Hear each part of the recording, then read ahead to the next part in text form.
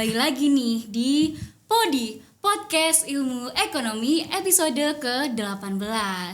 Nah, di sini sebelumnya aku izin memperkenalkan diri. Nama aku Jatis. Aku dari Ilmu Ekonomi angkatan 2024. Nah, di sini aku bersama dengan dua narasumber keren yang tentunya kita juga nanti akan membahas mengenai topik yang gak kalah keren juga, gak kalah menarik juga, karena kita akan membahas mengenai arah kebijakan Menteri Keuangan. Karena kita juga bisa melihat nih di masyarakat ada perkembangan bahwa mereka menilai ada kecenderungan perbedaan gaya kepemimpinan antara Bu Sri Mulyani dan juga Pak Purbaya. Nah, kita akan menelisik nih apakah perbedaan ini hanya sebatas di aura kepemimpinannya saja atau juga di arah kebijakannya. Nah, untuk itu kita bisa mulai aja langsung. Untuk kakak berdua boleh mulai untuk memperkenalkan diri. Mungkin boleh dari Kak Nayunda. Halo teman-teman semua, aku Nayunda Arcitia. Kenalin angkatannya nih? Boleh. Oke, aku angkatan 2021 Ilmu Ekonomi. Mungkin kesibukannya juga, Kak? Oke, saat ini aku sibuk mungkin research juga, terutama kemarin itu di bidang FDI, Foreign Direct Investment, dan juga renewable energy. Wah, berarti ini Kak Nayunda nih abis lulus terus langsung sat-sat gitu ya, Kak? Sebenarnya karena di ekonomi itu kita punya salah satu keuntungan, kita bisa publish jurnal juga kan. Betul. Nah, itu juga yang menurutku perlu dimanfaatkan juga oleh teman-teman ilmu ekonomi. Nah, sangat inspiratif banget ya teman-teman. Kita mungkin bisa langsung move ke Kak Helga. Oke, perkenalkan aku Afisa Helga Andromeda, biasa dipanggil Helga. Aku dari Ilmu Ekonomi angkatan 2022. Kesibukan sekarang kuliah, masih ada mengambil beberapa mata kuliah dan juga persiapan skripsi, karena ini sudah mau mulai skripsi, dan juga kayaknya mungkin insya Allah akan ada persiapan magang juga gitu. Wah, keren banget ya teman-teman. Tentunya dengan sudut pandang kakak yang sudah lulus dan juga udah di semester akhir ini semakin memperkaya diskusi kita sore ini ya. Oke, mungkin aku bisa langsung mulai untuk tanya aja, Kak. Jadi untuk pertanyaan pertama, aku mau tanya nih.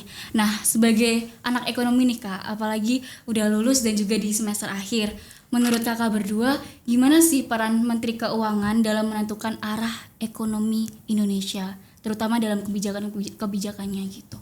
Oke, siapa dulu nih? Helga dulu boleh nih? Oke, boleh ya, aku dulu ya. Oke, jadi menurutku di Indonesia ini yang mengarahkan perekonomian Indonesia itu sebenarnya tidak hanya Menteri Keuangan. Ada eksekutif, ada legislatif juga. Tapi memang kalau dari sektor keuangan sendiri kita ada 4 ya. Namanya itu KSSK, Komite Stabilitas Sistem Keuangan. Yang utama itu memang Kementerian Keuangan dan Bank Indonesia, itu yang di garda terdepan. Tapi ada pemain belakangnya juga untuk menjaga stabilitasnya, yaitu OJK dan LPS. Nah, untuk Menteri Keuangan sendiri, memang Menteri Keuangan ini di KSSK posisinya sangat sentral karena dia juga merupakan bendahara negara. Otomatis bendahara negara ini menentukan APBN, RAPBN dulu, baru kemudian nanti dijadikan APBN untuk agenda-agenda pembangunan di periode selanjutnya. Jadi secara otomatis memang arah pembangunan Indonesia itu memang ditentukan oleh, kalau eksekutif presiden, tapi juga yang menentukan seluruh anggarannya baik kementerian atau lembaga itu memang Menteri Keuangan. Sehingga posisinya memang sangat-sangat sentral di arah perekonomian negara. Oke, keren banget nih. Aku izin nambahin sedikit ya. Ini kalau kita fokus ke Menteri Keuangannya itu, sebenarnya kalau secara pragmatis perannya itu tuh lebih ke arah fiskal ya. Betul. Beda kalau misalnya BI itu lebih ke arah moneter. Ya. Nah, selain itu juga Menteri Keuangan ini kalau misalnya kita lihat ya, dia itu bertugas untuk mengatur keuangan negara, untuk mendorong nggak cuma pertumbuhan ekonomi, nggak cuma di angka aja, tapi ekonomi itu seluruhnya itu sangat luas ya. Ada berupa kesehatan dan lain-lain. Itu berhubungan juga sama Menteri Ekonomi. Jadi jangan salah kalau misalnya Menteri Ekonomi itu tujuannya cuma gimana caranya GDP naik, tapi juga equality dan kawan-kawannya. Betul. Nah, sebagai studi kasus nih, sebenarnya Menteri Ekonomi itu tuh memiliki beberapa fondasi. Karena mereka itu berperan sebagai arsitek ya. Mereka mau fondasi yang kuat, stabil, tumbuh cepat, atau kuat di tengah badai. Contohnya aja pas COVID-19 kan, ada namanya program pemulihan ekonomi nasional. Itu ditentukan oleh siapa? Oleh Menteri Ekonomi dan juga tadi legislatif dan juga eksekutif juga di situ. Nah, di situ juga kita terbukti ya kalau misalnya Menteri Ekonomi itu menjaga stabilitas sesuai dengan kondisinya. Betul. Dan mereka harus fleksibel akan hal itu. Jadi kalau bisa disimpulkan sebenarnya Menteri Keuangan itu bukan sekedar bendahara negara itu tadi, tapi lebih kayak arsitek besar untuk mengatur fondasi kita di tengah atau di kondisi tertentu yang harus sesuai dan dampaknya itu dirasakan secara real, terutama kalau di Indonesia ya, untuk masyarakat Indonesia. Betul. Setuju Nah, sekali. berarti udah dapat keynotes-nya nih. Kayak arsitek nggak sekadar bendahara yang menentukan arah pertumbuhan, dia mau tumbuh cepat, tumbuh stabil, atau tumbuh berkelanjutan gitu ya Kak. Betul sekali. Nah, kalau dari pandangan Kakak sendiri, peran Menteri Keuangan Pak Purbaya Yudi Sadewa ini gimana sih Kak? Boleh nggak diceritain? Pak Purbaya ini unik ya. Beliau S1-nya background-nya dari teknik elektro, tapi S2 S3-nya adalah ilmu ekonomi. Sehingga memang ini kayaknya kelihatan pinter orangnya ya, jelas lulusan Iya, ITB pinter ini banget ya pinter itu sekali ya. kayaknya. Mantap. Matematikanya kayaknya kuat banget. Iya. kayaknya. Tapi beliau ini kelihatan banget memang lebih agresif dari Bu Sri Mulyani. Agresif dalam artian dia pro terhadap pertumbuhan, dia pro growth. Dia kalau dianalogikan sebagai pemain sepak bola, beliau itu striker. Wah, striker penyerang Iya, gitu, dia penyerang. satset Nah, gitu dia ya Kak? Satset, injeksi likuiditas dan segala Sana macam. sini itu dador Untuk banget nih. pokoknya pertumbuhan ekonomi tumbuh cepat. Itu sejalan juga dengan permintaannya Pak Prabowo visi sebenarnya. Prabowo. Pertumbuhan 8% itu kalau memang tidak diiringi dengan ini yang lebih agresif, kebijakan-kebijakan fiskal yang ekspansif, itu memang tidak akan berjalan secepat itu 8%. Meskipun kemudian kalau dalam teori ekonomi ada kita itu di jangka pendek sebenarnya ada rigidity of price, ada kekakuan harga. Jadi memang sebenarnya 200 triliun itu nanti kita juga belum bisa membuktikan apakah akan memacu pertumbuhan di sektor real atau nantinya hanya berdampak ke harga dan juga upah saja gitu. Jadi memang kedampaknya ke depan belum bisa kita lihat, tapi yang jelas adalah kalau Pak Purbaya ini sangat pro pertumbuhan dengan kebijakan fiskal yang sangat ekspansif. Benar-benar, aku setuju juga ya. Apalagi kalau misalnya kita lihat lagi logikanya, 8% itu pertumbuhan yang tinggi banget. Tinggi sekali, Bahkan dalam kondisi-kondisi normal itu 5% aja kita ngos-ngosan ya. Kalau kita lihat sekarang nih, tahun ini tuh target 5,2%, baru 4,7. Bahkan IMF pun kayak ngeramal nih, kayaknya cuma saya 4,7% doang. Betul. Nah, di masa-masa kayak gitu menurutku kenapa Pak Purbaya se-ekspansif itu? Karena target. Itu yang pertama. Yang kedua adalah karena dia itu latar belakangnya LPS, Lembaga Penjamin Simpanan. Dia fokus lebih ke arah kredit. Cara membangun kredit gimana? Ya likuiditas. Betul. Nambahin 200 triliun dari Himbara ke Bank Nasional. Tujuannya apa? Buat meningkatkan kredit supaya investasi dalam negeri itu berjalan. Investasi kan diharapkan bisa mendorong pertumbuhan. Cuman sampai sekarang ya kita belum bisa lihat nih dampaknya kayak gimana. Ya. Tapi at the same time juga Pak Purbaya ini tuh punya salah satu keahlian juga nih. Dia itu paham kalau misalnya pertumbuhan itu harus diiringi dengan stabilitas. Sebenarnya Indonesia tuh bisa maju kan ya. Tapi banyak banget hal-hal ilegal di Indonesia. Betul. Yang kalau kita lihat setuju. Gemes banget. kalau Iya. misalnya kita lihat sekarang rame banget tuh CPO ilegal ketangkap, Ya. rokok Ya. ilegal dan lain-lain. Ilegal. Nah, Itu kacau banget sih Kak. menurutku pertumbuhan ekonomi yang Pak Purbaya lakukan saat ini tuh udah bener diiringi dengan pembasmian ilegalitas di Indonesia. Iya.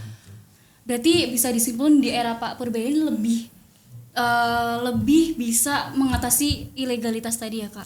Sebenarnya mengatasi ilegalitas itu udah dari lama ya. Kita Udah udah dari lama. lakukan gitu kan. Cuman akhir-akhir ini aja kan beliau juga baru 3 bulan ya. 2 bulan, 3 Jadi bulan. ya 2 bulan 3 Sejak bulan. Oktober. Tapi di masa-masa tersebut dia udah mencanangkan ilegalitas itu mulai dihabisin lah. Satu impor thrifting ya, kedua ilegalitas rokok. Ya kemarin yang dilarang impor thrift dari Betul. luar negeri. Terus satu lagi nih CPO, kerugian CPO. CPO gitu.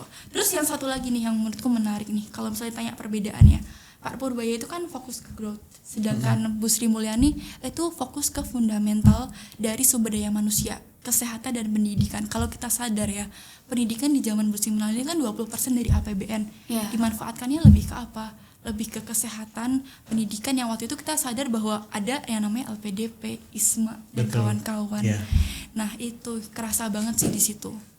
Berarti lebih untuk membangun sumber daya manusianya ya Kak, untuk Bu Sri Mulyani itu sendiri. Ya, tapi memang juga di zamannya Bu Sri Mulyani itu memang zamannya Bu Sri Mulyani dan itu mandat konstitusi ya 20% itu. Cuman kita melihat bahwasannya 20% itu tidak semuanya ke sektor pendidikan. Betul. Ada yang tiba-tiba ke dana desa, ada yang tiba-tiba kemudian ke kementerian lembaga lain yang juga ada pendidikannya. Itu sedikit mengurangi porsi daripada pendidikan, terutama yang pendidikan negeri. SMP, SD, SMP, SMA negeri, kemudian perguruan tinggi negeri itu ininya bantuan operasional sekolahnya itu sangat kecil. Sehingga memang 20% itu ya duitnya ada tapi tidak tepat sasaran. Bocor ya Kak? Bocor kemana-mana ya. Kemudian PTN sendiri itu kalau dilihat ya, itu bantuan dari pemerintah per kapita dalam hal ini per mahasiswa itu sangat kecil dibandingkan perguruan tinggi di bawah kementerian lembaga, sekolah tinggi sekolah tinggi yang lain itu sangat tinggi sekali loh per kapita jumlah ininya. Tapi padahal ya kita kan universitas itu juga ada loh program studi, mohon maaf ada sekolah tinggi yang spesifikasinya akuntansi, tapi kan di universitas di UGM, di UI dan lain sebagainya kan akuntansi juga ada gitu loh. Jadi jangan ada kemudian ketidakadilan itu jangan kemudian diterus-teruskan. Kita juga harus melihat PTN yang kemudian ada inflasi UKT ya karena memang dana operasional dari pusatnya itu sedikit sekali begitu. Kemudian kalau melihat dari Pak Purbaya ini sebenarnya kemudian dia juga ingin menambah porsi LPDP, dana LPDP. Ya kemarin habis ya kan? dialihkan ya Kak. Iya. Dari Kejagung itu loh yang berapa triliun tumpukan uangnya sangat tinggi ya, segunung itu. Betul. Itu katanya sebagian juga mau diberikan ke LPDP. Kemudian ada juga untuk transportasi untuk PT KAI katanya kemarin 5 triliun dan lain sebagainya. Itu memang untuk public service, pelayanan publik. Ada juga untuk nelayan dan kawan-kawannya. Ya betul. Gitu ya. Kalau untuk nelayan itu gimana ya Kak? Ya kan ada namanya membangun desa ya. Ya. Iya. Refrigerator untuk nelayan supaya ikannya dan lain-lain itu tuh. Ini ya. Pendingin ya, mesin pendingin ya, gitu. refrigerator. Sebenarnya macam-macam uang 13 triliun itu bisa digunakan apapun, tapi satu kali lagi kita harus pastikan itu untuk pembangunan dan kawan-kawannya sih. Sebesar-besarnya digunakan untuk kepentingan rakyat. Benar. Terus satu ini ada yang menarik nih. Apa tuh Kak? Mungkin kalau kita sadarin ini ada yang kayak agaknya agak beda dikit nih. Kalau misalnya di zamannya Bu Sri Mulyani kan cukai rokok naik terus kan? Iya. Kita paham kan cukai rokok mulai naik turun terus. nih. Betul. Ini stagnan nih. Kalau misalnya kita lihat dari tujuannya, Bu Sri Mulyani kan menaikkan cukai rokok sesuai dengan fokusnya dia kan. Fokusnya dia adalah membangun sumber daya manusia melalui kesehatan. Di mana prevalensi under 10 sampai 18 tahun yang merokok itu sekitar 9% di zaman itu. Tinggi. Nah, karena adanya cukai rokok itu turunlah jadi 8% gitu kan. Terus kayak kenapa sih di zamannya Pak Purbaya ini kok nggak dinaikin lagi biar nurunin prevalensi under 10 sampai 18 tahun merokok? Alasannya karena mereka tuh punya tujuan yang beda. Pak Purbaya itu kan lebih fokus ke pertumbuhan. Kalau misalnya meningkatkan cukai rokok, maka nggak sesuai dia dengan visinya Pak Purbaya yang pengen menciptakan lapangan kerja baru. Oke, ya benar. Nah, itu juga yang dia state. Sebenarnya itu make sense di kondisinya dia. Sesuai kan? Mungkin di kondisinya Bu Sri Mulyani tahun 2022 habis Covid melindungi kesehatan rokok dengan cukai rokok. Sekarang Pak Purbaya lebih ke ekspansif, melindungi tenaga kerja, stagnan aja nih. Ya itu. Terus habis itu yang menarik juga ini. Kalau misalnya kita lihat lagi ya, 40% rokok di Indonesia itu tuh rokok ilegal.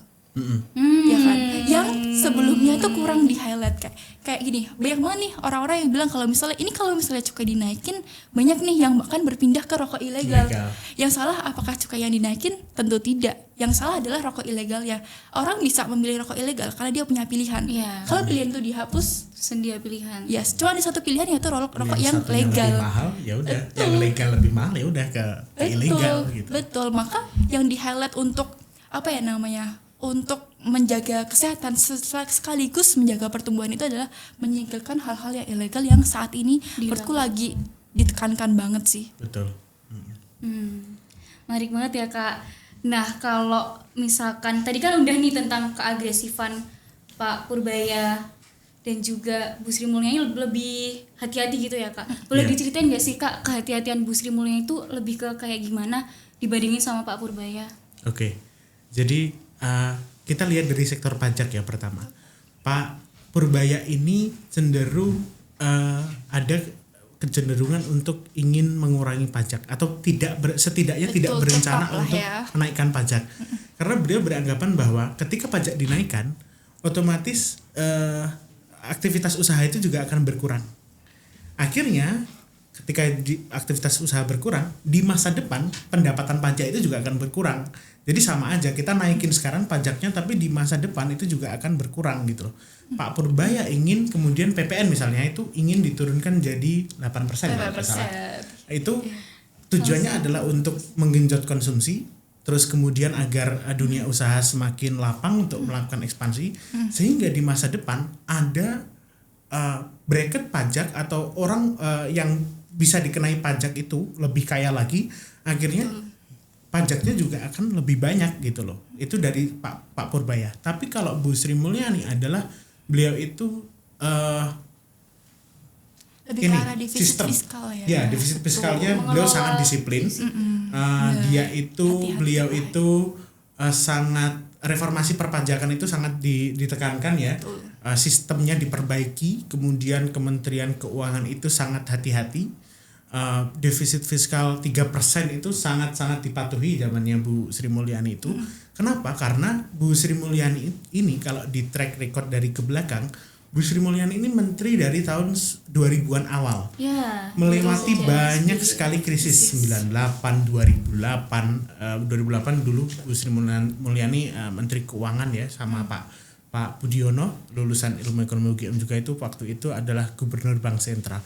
Jadi Bu Sri Mulyani ini melewati banyak sekali krisis yang otomatis membentuk pemikiran Bu Sri Mulyani bahwa kita harus hati-hati. Ya, bisa Jadi, dipahami banget nih Kak. Misalkan ada krisis di masa depan, kita itu punya duit untuk nalangin itu. Misalnya ada pandemi lagi nih COVID-26 misalnya, amit-amit ya.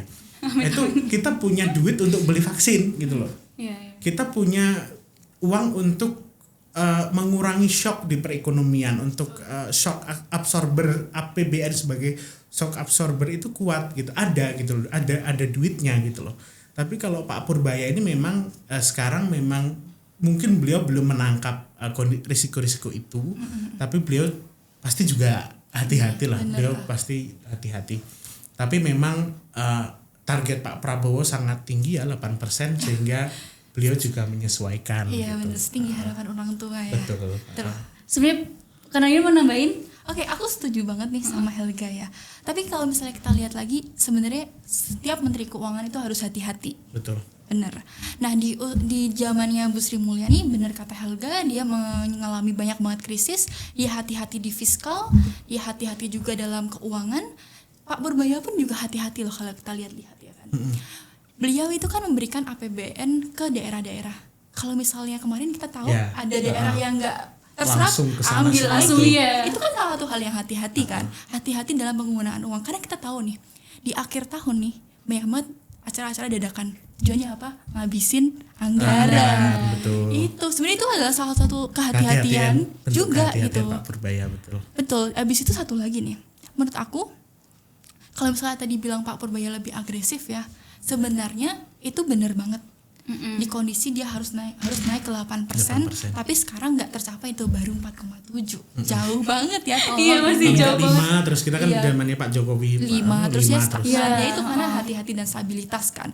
Kalau Pak Purbaya ini dia emang pengen mengenjot itu, sehingga kita lihat aja kebijakannya kayak seolah-olah tuh lebih agresif itu. Tapi at the same times dia hati-hati dalam hal ilegalitas, dia hati-hati dalam penggunaan pendanaan yang sebelumnya tuh nggak sehati-hati itu loh kalau kita lihat-lihat. Kayak kapan sih kita bisa tahu apa tuh namanya penggunaan dana daerah itu dipublish? Kayak baru-baru ini kan kita tahu Iya. kayak ternyata provinsi ini cuma pakai segini ya. Itu ternyata provinsi ini cuma pakai segini ya. Ini kan mau akhir tahun nih. Kenapa ini dievaluasi supaya nanti nggak ada acara-acara dadakan di akhir tahun? Betul. dan publik juga bisa ikut kontribusi untuk Bener. melihat ya Kak ya. Bener. Dan pajak tadi nambahin dikit lagi. Pak Menarik Purbaya ini tidak setuju tax amnesty. Iya, tidak Pengampunan setuju pajak. pengampunan pajak. Pemutihan pajak itu Pak Purbaya sangat tidak suka. Kalau pengampunan pajak kan kalau di pikirannya Bu Sri Mulyani dulu Selalu ya dilakukan, kita Kak. ampuni, dikurangin pajaknya kemudian agar mereka membayar. Tapi Pak Purbaya menangkap bahwa ketika tax amnesty ini terlalu sering, mereka para pengusaha Punya yang alasan. konglo-konglo ini akan punya alasan untuk menunda terus gitu loh. Betul, Akhirnya kemarin itu Pak Purbaya katanya sudah mengantongi 200 nama pengemplang pajak terbesar di Siap Indonesia disergap itu. ya. Siap diserbu sama Kementerian Keuangan. Memang harus seperti itu, harus effort ya. Jadi jangan cuman pasif saja, tapi harus didatengin satu-satu tuh. Kalau misalnya kita lihat lagi nih, kita simpulin dikit, hati-hatinya mereka berdua itu beda ya. Satu hati-hati agresif, satu hati-hati disiplin. Disiplin, ya. Betul. Ya menarik ya mereka berdua Ya, ya. betul. Kalau menurut Kak Helga sama Kak Nayunda sendiri, sebenarnya ada nggak sih, kan ini masa transisi gitu, kayak shocknya di masyarakat tuh gimana sih kalau misalkan ini dijelaskan dengan sisi ekonomi gitu? Maksudnya kayak perpindahan kepemimpinan dan kecenderungan perbedaan kebijakan gitu.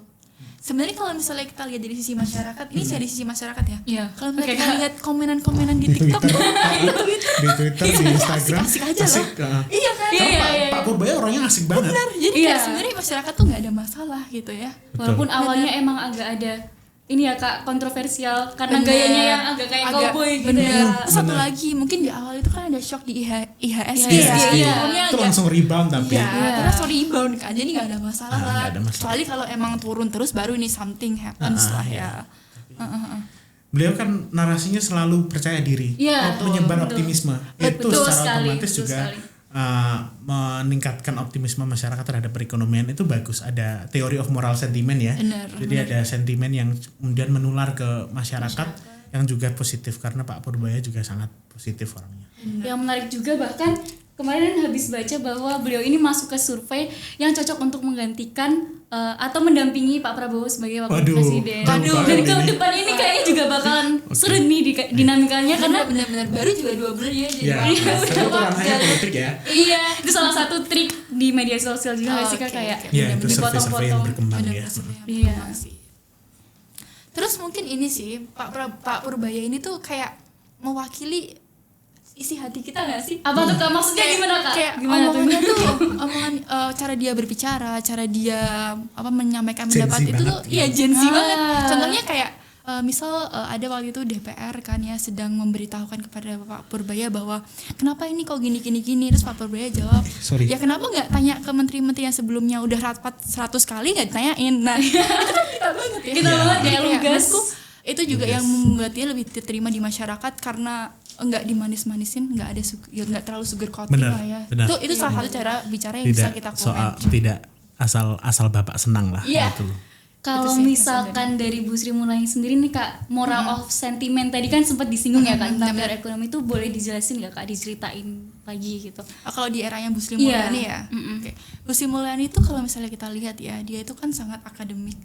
Kalau gue teknokrat, gitu. bahasanya Setuju, terstruktur setuju, dan setuju. sebenarnya itu salah satu cara untuk menghindari konflik juga supaya Betul. membangun kepercayaan untuk masyarakat. Senetral mungkin. Senetral mungkin itu juga penting loh. Nggak mulu kita harus agresif gitu kan. Dua gaya bicara itu tuh sebenarnya nggak ada masalah. Yang penting adalah outputnya ya. Betul. Kita juga tahu bahwa dengan gaya kepemimpinannya Bu Sri Mulyani pertumbuhan stabil ya, sesuai lah dia stabilitas, icon of stability, icon of pemulihan hati-hati, yaitu Bu Sri Mulyani. Iya, kalau Pak Purbaya itu gayanya ya tadi ya lebih luas. Jadi misalkan ada konferensi pers, kayaknya Pak Purbaya lebih mudah dipahami oleh masyarakat umum.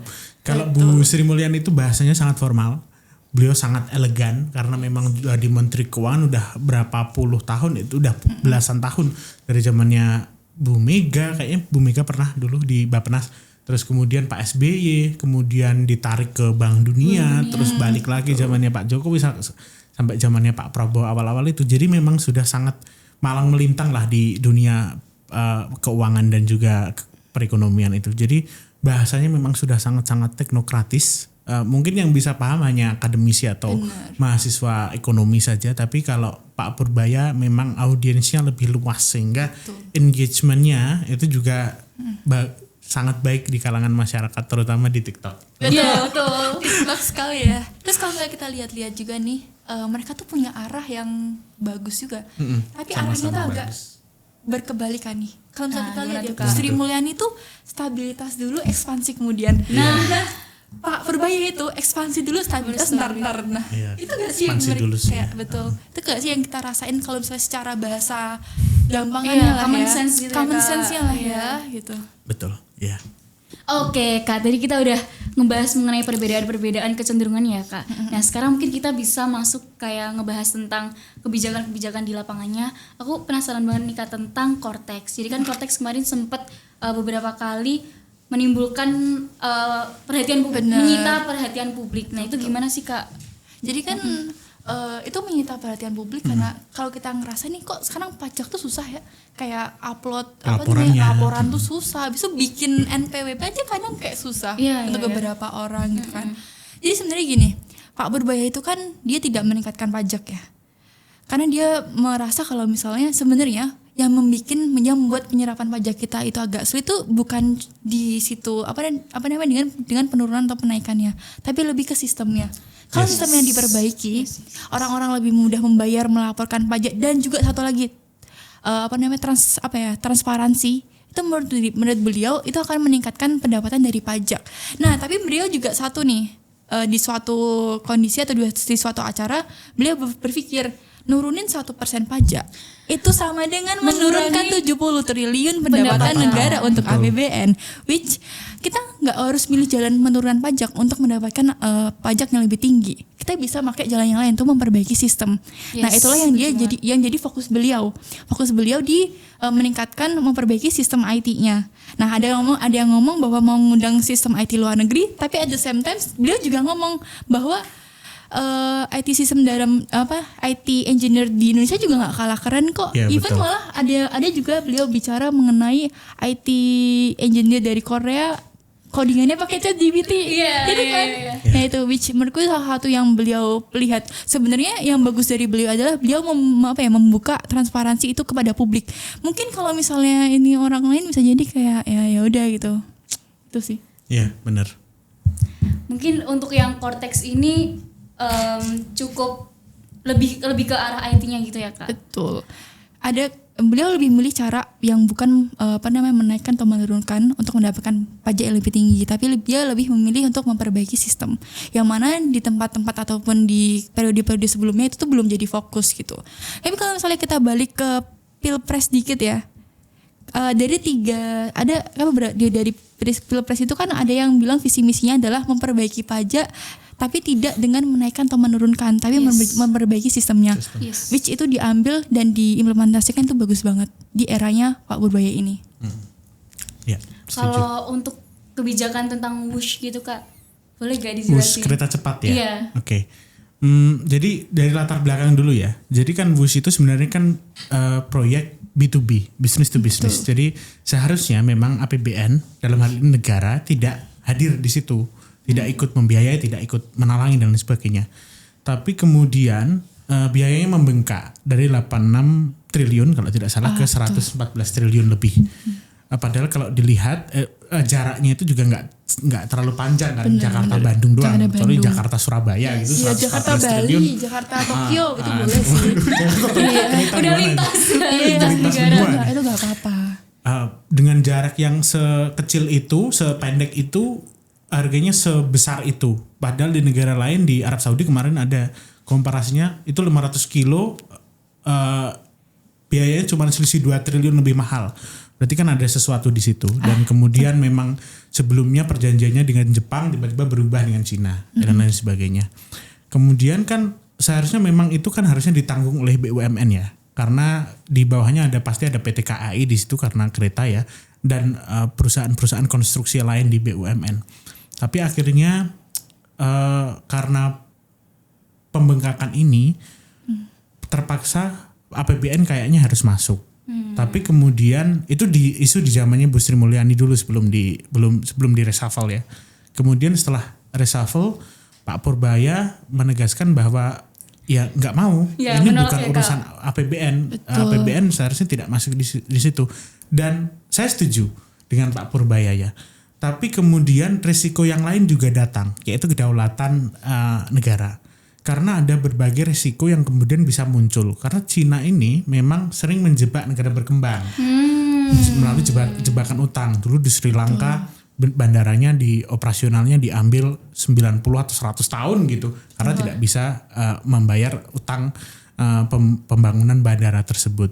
Nah, takutnya adalah KCIC ini nanti atau WUS ini nanti juga terjadi seperti itu. Itu kan mengancam kedaulatan infrastruktur dan kedaulatan negara. Apalagi nanti isu-isu seperti kepulauan Natuna itu juga bisa menjadi masalah ya. Oh, kamu nggak bisa bayar utang, ya udah Natuna wilayahnya tak ambil gitu. Karena itu memang ZEE kita itu berpotongan dengan 9 dash line atau apa itu 9 garis putus-putus Republik Rakyat Tiongkok itu. Sehingga memang polemiknya cukup rumit. Di sisi lain sangat setuju ya dengan Pak Purbaya karena itu nanti juga mengancam stabilitas fiskal karena membebani keuangan negara kan 114 triliun. Kita punya disiplin fiskal juga itu nabrakin itu semua. Itu melanggar kedisiplinan itu kan. Padahal kita juga punya proyek strategis lain yang lebih urgent untuk dibiayai dengan 114 triliun itu bisa untuk pendidikan, bisa untuk kesehatan atau mungkin untuk program-program strategis nasional lain Pak Prabowo begitu. Tapi terancam untuk membiayai utang yang terus membengkak dan bunganya kan. Di sisi lain tadi setuju, tapi ya tadi risiko-risiko kedaulatan negara itu juga harus diantisipasi. Harus ada obrolan dialog yang intens ya dengan pihak Cina selaku penyedia KCIC di Indonesia itu sih. Betul. Kita lihat ya nantinya ya itu bakal dibawa ke arah yang kayak gimana bakal akhirnya tetap APBN atau dikembalikan ke BUMN. Berarti kalau sekarang nih lebih berat di mana dan juga dengar-dengar kedepannya bakal dibebankan ke Danantara gitu ya Kak tentang WUS ini. Kalau misalnya dilihat dari pemberitaan yang ada benar ke arahnya Danantara gitu. Cuman at the same time itu perlu dikaji juga oleh Menteri Ekonomi sih sebenarnya. Sesuai sama yang Helga bilang tadi, itu efeknya itu nggak cuman di ekonomi, tapi juga kedaulatan. Betul. Oke Kak, tadi kan kita udah bahas banyak banget nih. Betul. Dari mulai perbedaannya, kecenderungannya, terus ketegasannya dan lain-lain. Boleh dong Kak dikasih 2 kata yang menggambarkan beliau-beliau ini. 2 kata untuk Bu Sri, 2 kata juga untuk Pak Purbaya.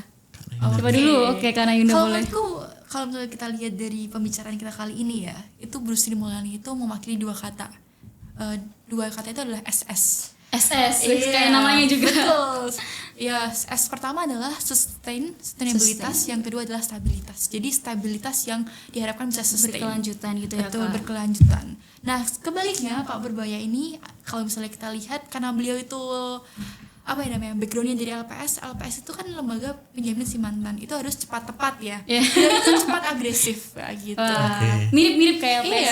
Iya, oke. Kalau dari aku sendiri Bu Sri Mulyani itu yang pertama prudent ya, dia hati-hati beliau, banget. Terutama untuk kebijakan fiskalnya sangat hati-hati. Kemudian beliau teknokrat ya. Teknokrat karena beliau sangat akademis, dosen juga di FEUI dan pokoknya tidak hanya praktisi tapi juga akademisi dan ahli di bidangnya. Kemudian untuk Pak Purbaya yang pertama ada positive vibes.